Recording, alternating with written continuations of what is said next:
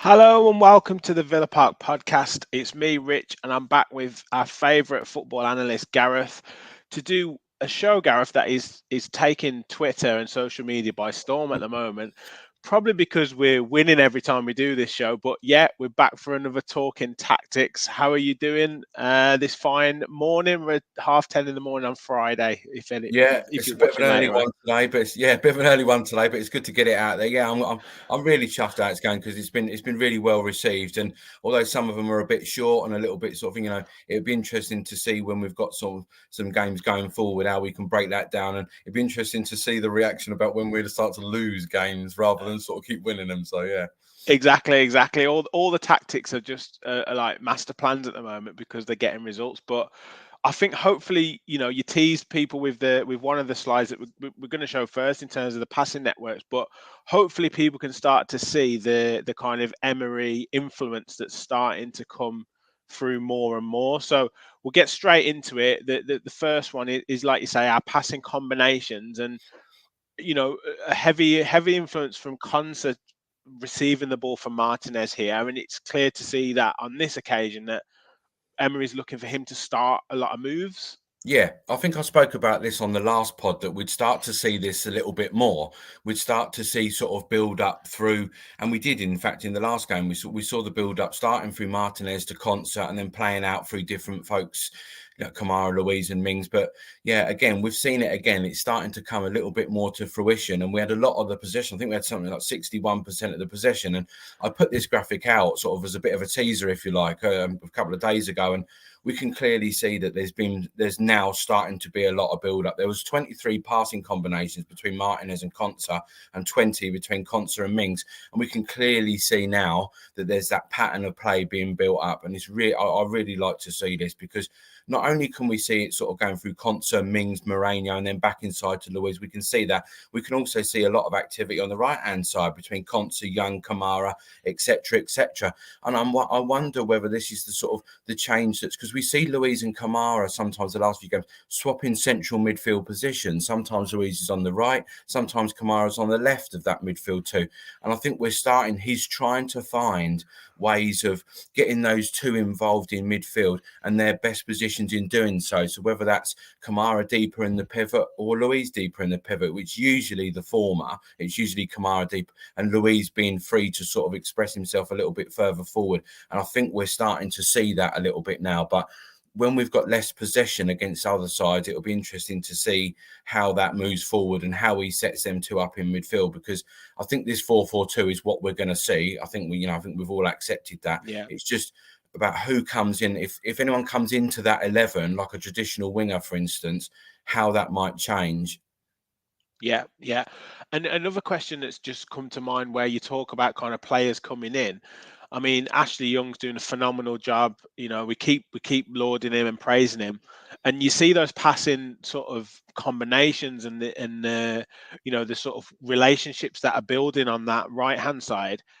How does someone like Matty Cash fit into that? Because it seems like that Young's got that spot at the moment, so it's going to be difficult for someone like a Cash or any other player, trying to force their way in, especially as they're getting used to the methods of Unai Emery. Yeah, I think that's a fair point. I think, we'd all, at the start of the season, we all expected, especially under Steven Gerrard, that Matty Cash was going to be that right back. There was no real talk of anyone coming in to replace him, his transfer-wise. But Ashley Young seems to have made that his own. And as a manager, working out of, 4 managers in the past, if it's broke, you don't fix it. Apart from injuries, if it's broke, you just don't fix it. You don't try. They try not to tamper with their 11s as best as they can. Depends positional play and certain things. If you want different players to do things against certain teams, then yeah, you might do. But generally as managers, they don't like to change that 11 as best as they can.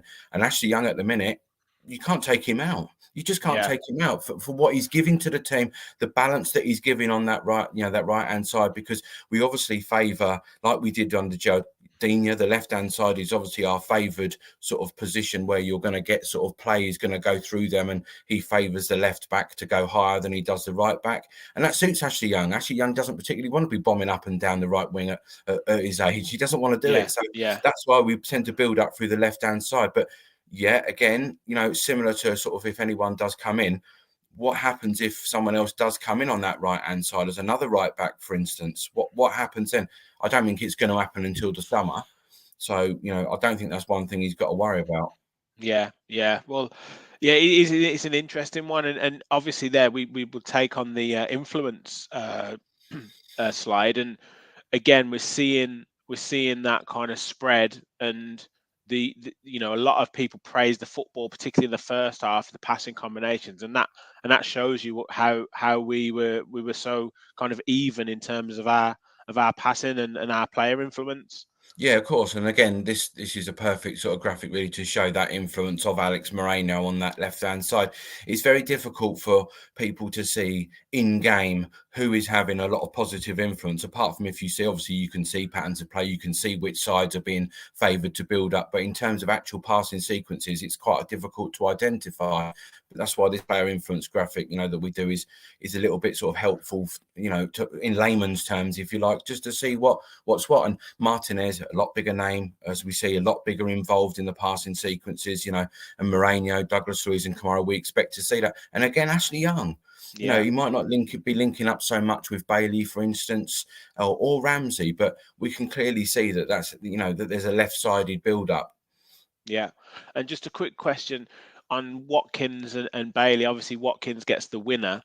Not a high influence at all for both of those. Is that sometimes because they're meant to be on the end of the passing sequences, or they're meant to be kind of finishing the moves off, so they're not kind of getting involved too much in the build up, so to speak. Yeah, so exactly that. I mean, you know, if you were to look at Manchester United, if you were to put probably Weghorst where Watkins is, he would probably be involved a lot more, purely for Yeah, the fact he you know, tends to hold the ball up a lot more. He doesn't tend to run in behind so much. He's that sort of player. And I think that's what we are sort of going to aim towards, that sort of profile of player, not as, you know, a bit more mobile perhaps. But I think that, you know, that's what you can see the positive influence that Weghorst has had at Manchester United and the role that he plays. Watkins isn't that sort of player. You know, Watkins can play on the left he's more sort of an in behind centre forward, running in, you know, at pace pressing and stuff like that. So, yeah, I think that's something that will be looked at. yeah, yeah. And quick look at our XG, our usual XG. So, anything here to report? I mean, we kind of, you know, had the better of the chances, so to speak, and particularly first half, there's one or two good opportunities that we didn't quite capitalize on, and kept Southampton at bay mostly. And obviously, we've done the goal with XG, you know, 16 shot goals on target, you know, XG. It's not very hard, and it was G, but we can see, you know, that left-hand sort of channel, that left half space, we can see a lot of shots coming from that area. That's quite interesting. So, yeah, I mean, the only reason Southampton have got a higher XG on target was because of those shots are in better areas and achieved a higher XG, but they didn't convert them, you know, and we did. Yeah. So, you know, it's another game where we've not scraped it because we dominated really, and we deserve to win the game again, really. Even though it's 1-0, we can't ever say that we didn't deserve to win that game throughout. Yeah, and then anything, quick look at the timeline, anything to report on there in terms of Yeah, I mean, build up of chances? yeah, I mean, again, this is another sort of thing that we can see if we look back again to the game before. Second half, we come on strong again. We've done it again in this half. You know, all right, the first half wasn't particularly amazing, but the second half again, you can see after half time, we've come on strong again. We've took plenty more shots. You know, the XG has gone up considerably, and we've done everything we need to do in that second part of the game. So this is part of the game plan. I think that under Gerrard, we saw that we weren't starting games very well in the first half at all. We can't say that's the case under him. We've started every game well. We've done well in the first half. Game plan seemed part of go for it more in the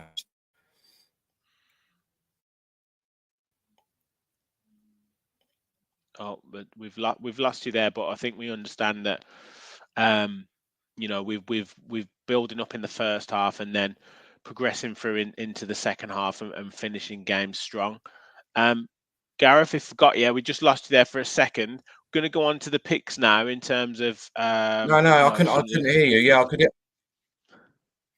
Yeah, that's fine. Well, we're going to go on to some of the picks now. So you wanted to pick out kind of occupying the defenders, occupying the back four here. So yeah, what is this one telling us at the minute?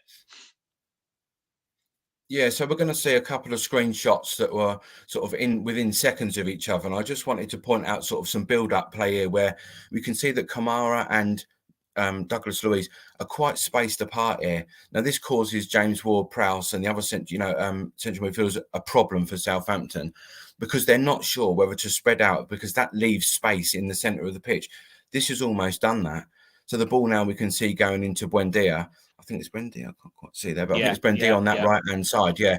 And so now we can see Bailey and Watkins occupying one centre half almost. So if we just move it on to the next screenshot, we'll see now the ball's coming to midfield.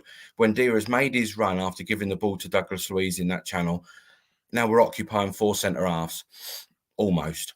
So Kalatakar's got to come out now and approach Luiz because Kamara and Luiz have separated those two central midfielders, which means there's space for Luiz to play into. And I think it's Adozi, the right-sided midfielder for Southampton, is having to come now and cover across Moreno.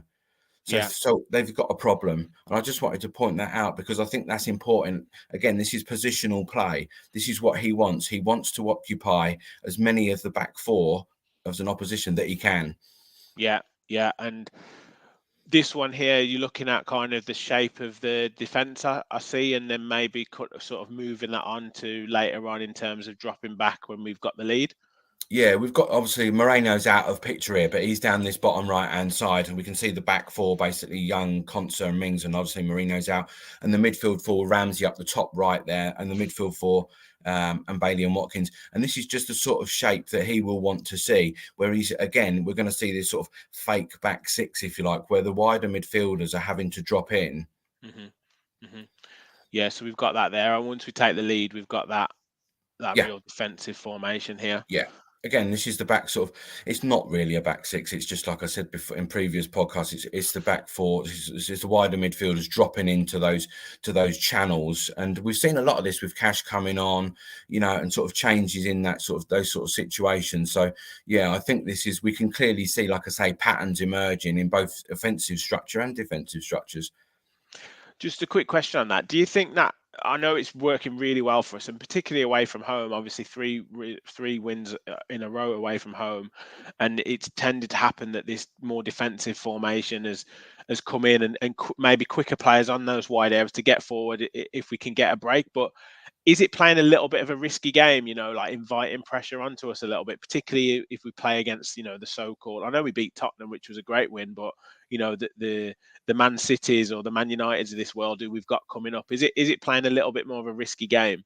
Yeah, I mean, there's an element of luck to it, isn't there? When we've sort of managed to sort of get away with that he will be aware of that, I'm sure, but yeah, you've got to be careful, especially at home. I mean, away from home, I think, it's more than acceptable to be 1-0 up on 89 minutes and sort of, we didn't see as much of a back six against Southampton as what we did in previous games, especially against Tottenham, where it was quite rigid, wasn't it, at times late on in the game. Southampton, we didn't necessarily see that as much, but that's partly due to Southampton sort of not being able to break us down so much, maybe not feeling as much under pressure. But yeah, there's definitely an element of in that when those players are coming on to make up that back six, what sort of personnel are going to be suited to that? Because if we're 1-0 down, for instance, we can't do that.